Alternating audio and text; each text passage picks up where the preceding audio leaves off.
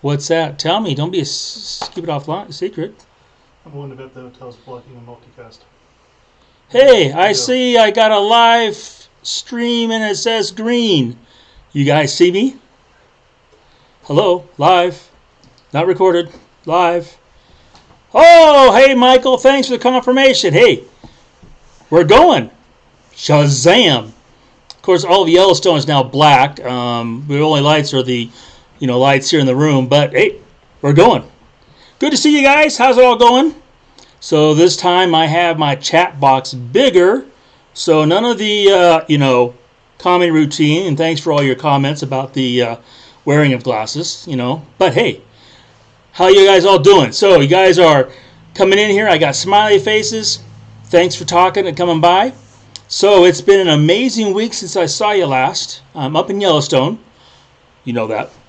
Been having an amazing time. If you saw the blog post this morning, we had an absolutely amazing event yesterday. Couldn't have lasted any longer. We've been exhausted, filled all the cards, had 9 wolves on a kill. That was just fascinating to watch. To set it up photographically, we heard about it. Went over to the spot, got there, and the carcass was just off the road, and the 9 wolves were off on the hillside, snoring, sleeping it off, big bellies. And then after about 30 minutes, they started to get up, move around.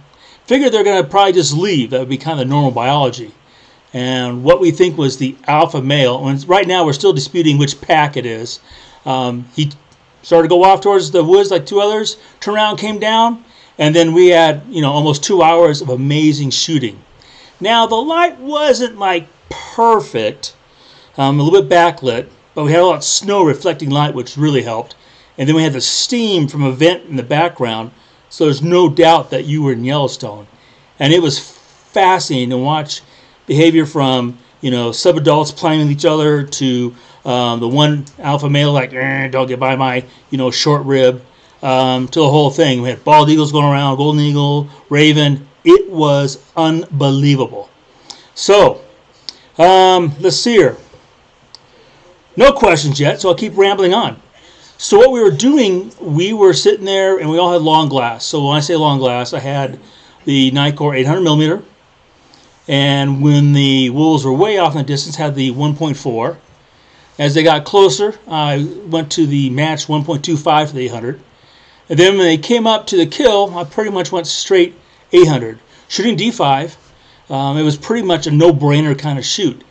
Other than the fact you had to constantly watch what was going on. Alpha male at the carcass, you had the kids come down playing over here, you had a female over here, and then you had a couple other black ones come in. And there's all this incredible amount of socializing going on. At one point you had 4 back there playing in the distance. And it was just this continual, as you can imagine, activity going on. Now, here's the best part. The best part was the fact that if we'd gotten there when they actually made the kill, there'd been blood and guts and everywhere, And I don't know if you've ever seen wolves or coyotes at a carcass.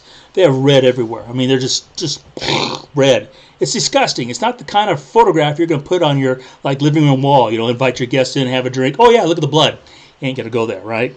So we lucked out by coming after that main bloodbath, gore kind of stuff.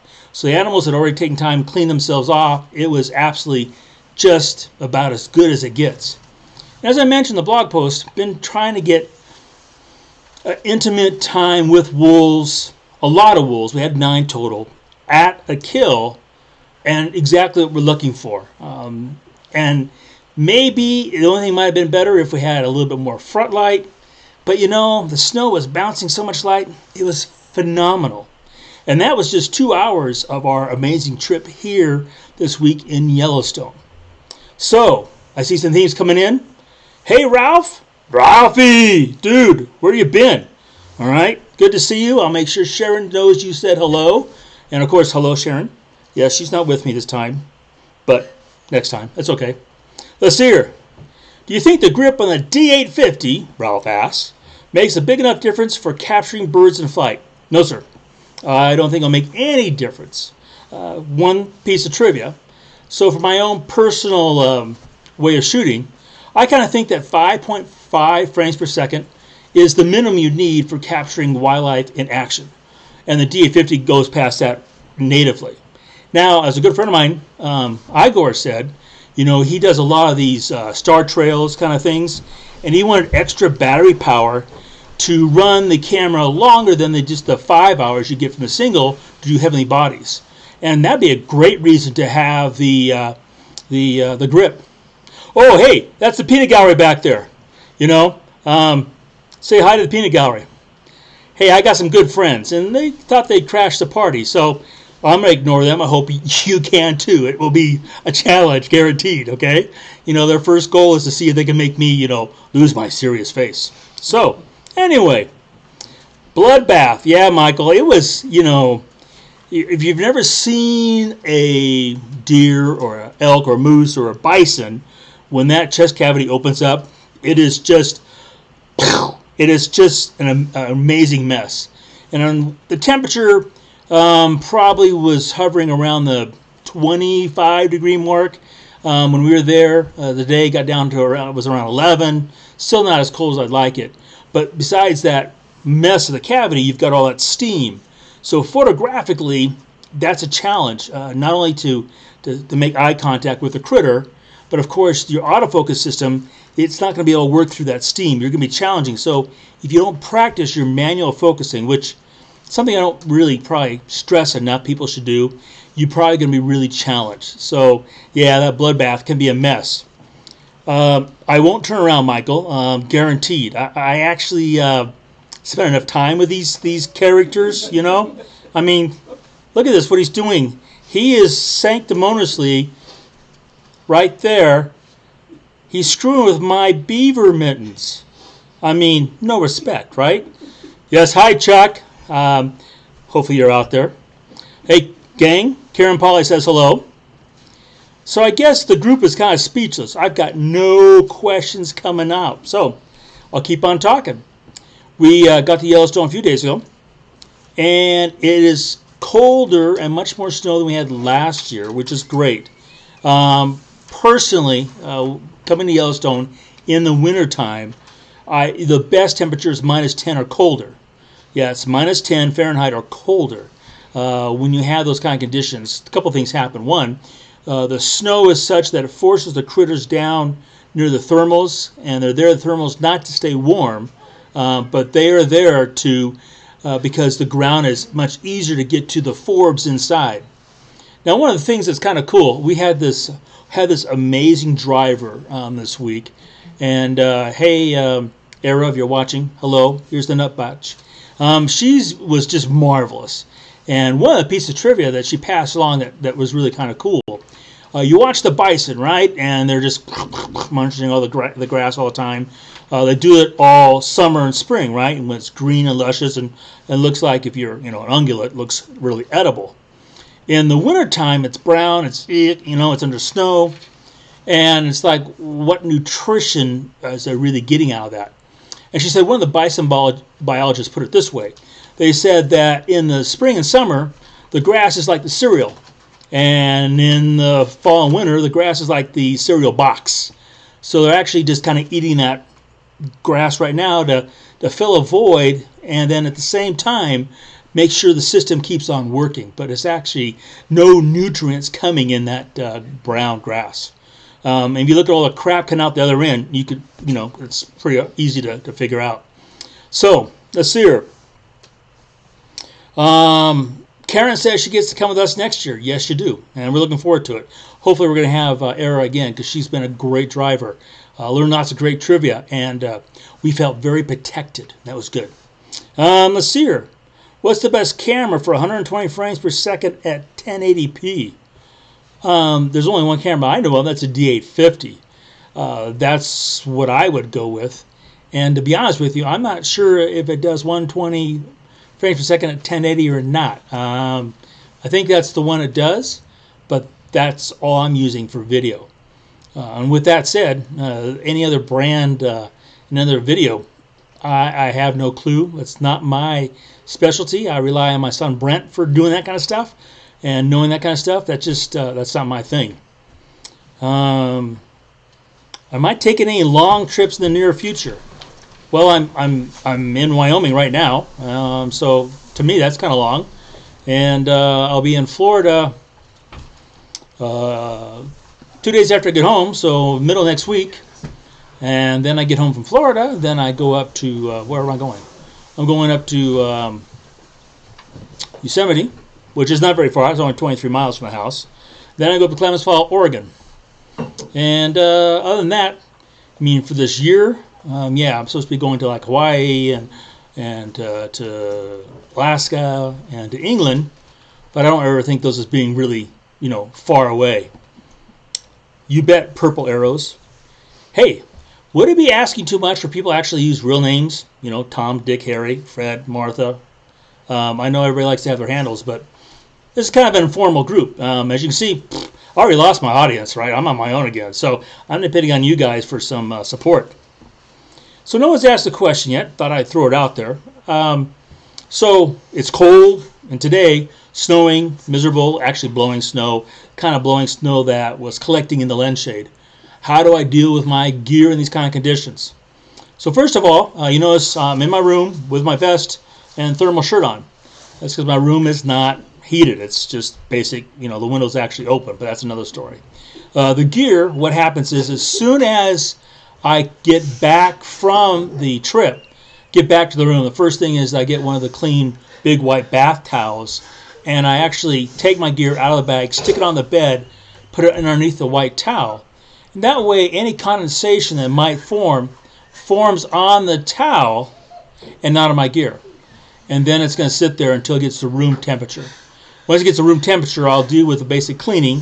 One of the things you have to deal with a lot when you're in a place like this, where it's cold and you have the very low temperatures and snowing, it's very low humidity. So dust is a big issue. It can be a really big issue. So checking that sensor, make sure it stays clean is important. If the camera is cold and you go to do that and you breathe, then your sensor has fog on it, and that's just a recipe for disaster or a lot of expense going through wipes. So I wait typically all night, get up earlier in the morning, clean all my gear, put it in the bag, and away I go. What areas, Michael says, what areas of Yellowstone are open to you this time of year? That's a great question. So the first thing is you got to realize that Yellowstone's one big ass place. So if you're staying, for example, in West Yellowstone, while technically you can drive all the way to Mammoth Hot Springs and Lamar Valley, because of the snow, it's just not practical. It's a really, really long trip. So personally, working out of West Yellowstone, you get to access everything basically you could think of from Roaring Mountain down over to Canyon, back down to Madison, and back to Old Faithful with your basic snow coach. If you happen to have a Bombardier, which are these cool little vehicles that just like a bat out of hell, you can do the entire main loop, go from West Yellowstone over to Yellowstone Lake and back easily. You getting to Mammoth, Lamar Valley, all that's going to happen basically if you're staying out of Gardner. But the thing here is you're not trying to travel a lot. You're trying to find the critters, and that's the main thing. And so you might not even get past 7 Mile Bridge in the morning. The day we got to, before we went to the park, for example, they had a kill just 6 miles in the park. So you go with 6 miles, and there you have, another pack of wolves on I believe it was elk carcass. And would you go any further the rest of the day? I wouldn't. So, the travel distance and time and where you spend in the park really depends on critters more than anything else. With that said, we were out shooting hoarfrost on trees today, and this group went by and they go, oh, they're just landscape photographers. So, depends what you're doing. Let's see. Good to see the number of people out there waiting keeps climbing. I assume you're talking about seeing this live broadcast. Appreciate that too. What are some of your favorite photographers? Mark asked. Favorite photographers? To be honest with you, don't think about it. I guess it'd be biased. I'd say my 2 sons. That's probably my favorite photographers. Let's see here. Do you have any plans to go back to Ohio in May for Walbers at Maggie Marsh? Oh, Jim, I wish. Yeah, I'm not gonna. My schedule won't allow me this year. We really tried to make it happen. Really like Maggie Marsh. And for those of you who don't know what that is, Maggie Marsh is this very small little area in Ohio on the edge of the Great Lake where the warblers and many other bird species come and they kind of just pork out. And they get their reserves up before they make the flight over the lake heading north for nesting. Yeah, that's the guys I go shooting with. What can I tell you, right? So, Maggie Marsh has, I think the lowest number of bird species I've photographed there ever was probably just shy of 60. It's really challenging, gorgeous birds, spring plumage. So you haven't been to Maggie Marsh, I can't recommend it enough. And it's only for a short period of time. You got maybe 4 weeks, and then they're on their way. Let's see here. Does the D5 operate in sub-zero temps? Read. I'm in Yellowstone, shooting in sub-zero temps with a D5 and D850. I wouldn't have pictures to share if it didn't operate, right?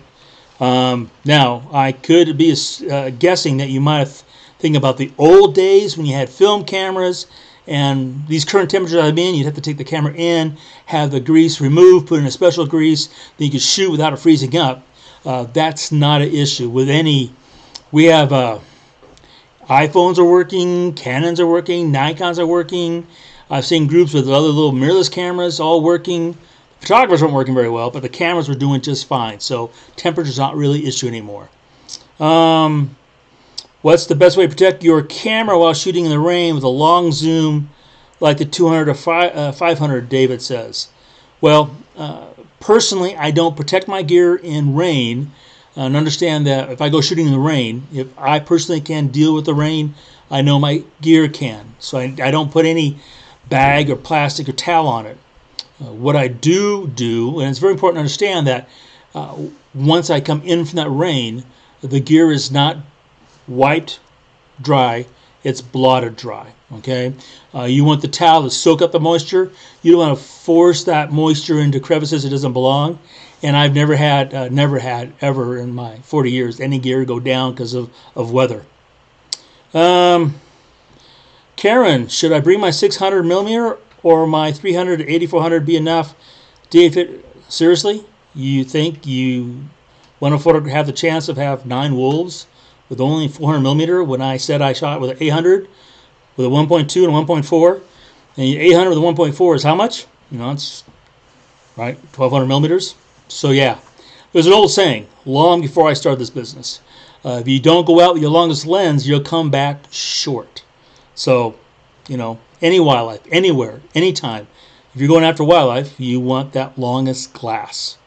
But good question. Anyone using a converter with the 8400? If so, what are your results? Are they sharp? Don't do it. Period. No converter on the 8400. Okay, it's just not meant to do that. It's just, hey, either buy the big glass or just don't use the converter. It just ain't made to work. Do I recommend a Lightroom tutorial for beginners? I don't use Lightroom. You couldn't tell. If you're insistent on using that program, your best source will be Scott Kelby at Kelby1. If anybody knows how to use that program and get the most out of your file using that program, it's Scott. So go over to kelby1.com and look at his classes. But I'm not a Lightroom user. I use Photo Mechanic, Adobe Camera Raw, and Photoshop. Now remember, I have no secrets. So here on my YouTube channel are many, many videos on how to process in the digital darkroom, as well as even more on the website, moosepeterson.com. So everything I'm doing currently is all out there, no secrets. And if you didn't notice this week, Photoshop did drop a new release of Photoshop. So you might want to check it out. There's some cool new features. Nothing for raw processing at the moment, but Photoshop keeps evolving. And yes, I use CC. Love the subscription model. Okay, let's see here. Matt says, hey Matt, good to see you. Week 2. Thank you, bud. Nerves of steel dealing with a peanut gallery there, Moose. How often will you be doing these live streams? It's awesome to be able to tap into your wisdom and experience like this. Well, part A. So here's the deal. Right now, they get to have fun with me, okay? Tomorrow, payback is a bitch, okay? So where's the vehicle go? Up to me. What do we photograph? Up to me. Who looks at the pictures and says they're good or bad? Okay, so they're getting their fun in. It's only fair. I've had 3 days. They get 30 minutes. Good, huh? And then, hey, thanks for coming back and seeing the live stream. I'm going to try to do them as regular as possible. We're an hour late tonight because, well, we had some technical issues.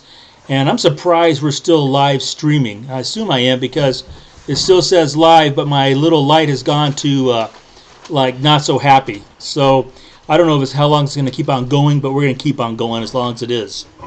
But I see, hey, questions are starting to wear out. So let's see what else we can talk about. Well, so shooting the snow and using a tripod, one thing you should realize, if you don't work in a lot of snow, those tripods like to just punch a hole straight through there. And it's not a real steady platform. So let's say either A, you're setting up your camera gear to do a long exposure, like we were working in Fire Hole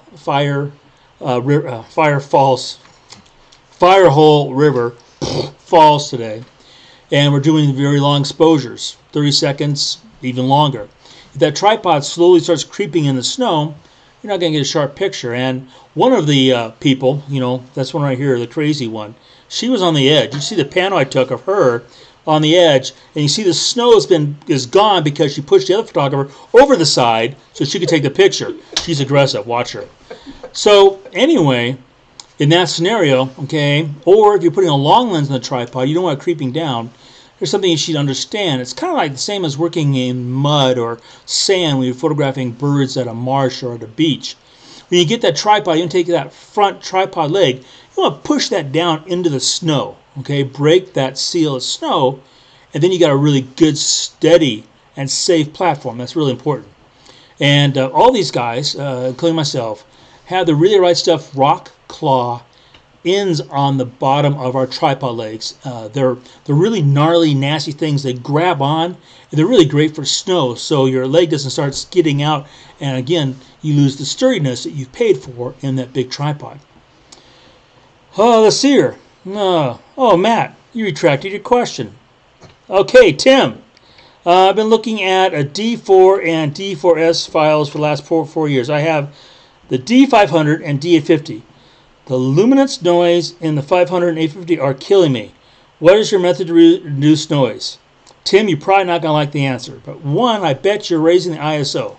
I'm shooting one in the basement. So that means 100 ISO and 64. Two, I'm making sure the exposure is correct in the camera. Because I bet you a majority of the noise is stuff that you are introducing into the system. Neither one of those cameras, we have, I'm going to say we have two D500s in the locker right now. We have three D850s. None of those produce noise, or else I'd be out of business. It's that simple. So I hate to say this, but I'm assuming that it's what we politely call pilot error. Let's see here. Lance, what head do you use for your 600 and 800 millimeter? Hey, Lance, great question. I use the Zinelli gimbal. A lot of reasons. Now, it's actually a little bit more money than you might find in other gimbals, but the physical weight, okay, unbelievable how much less that carbon fiber gimbal weighs on top of that big Gitzo. It makes a huge difference. At the same time, it's really smooth as silk when it comes to both the panning and the tilt, and that's both very important and essential in getting a sharp image. So I love that Zinelli. You head to Moose Peterson, go to the gear page, you'll find the link, they'll take you to it, tell you more about it. It's a great question, and it's a great head. You bet, Tim. Hopefully that helped. And of course, remember, Tim, if you need more stuff like that once I go offline, remember moosepeterson.com, I have, all this kind of trivia there for you.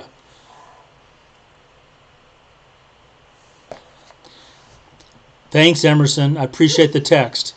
Seriously, everybody else uses the chat.